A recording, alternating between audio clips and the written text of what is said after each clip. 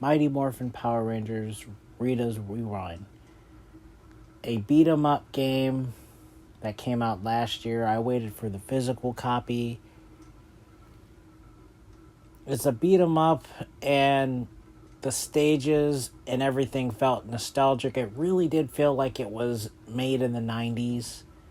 There were stages and cameo stuff that did surprise me, but it's not the best beat 'em up. I think the Teenage Mutant Ninja Turtles Shredder's Revenge was superior. And I realize that there's a lot of characters that could have been in the game that are not in the game, that are villains, like the Pumpkinhead, and I realize that Lord Zed's not in there at all. We have Robo Rita, though, from the 2023 special. And of course, we have the main characters of the original Mighty Morphin Power Rangers. There's an unlockable character. There's secrets in the game.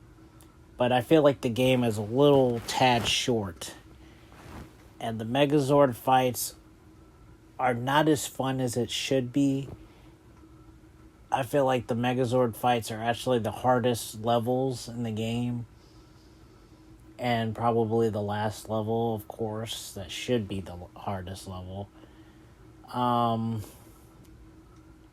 There are supers in there. Well, there's only one super. If you build up your meter, it's a typical beat 'em up, standard stuff. But I feel like it was lacking in content. Like there's a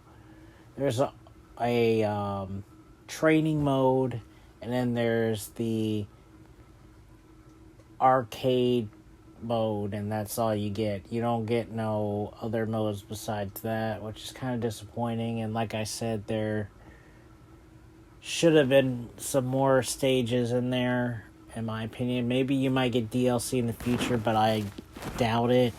It would have been an 8.5 if it wasn't for those things.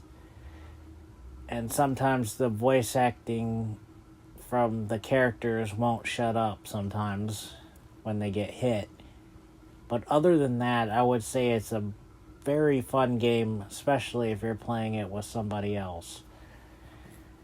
But I would give it an 8 out of 10. It would have been an 8.5.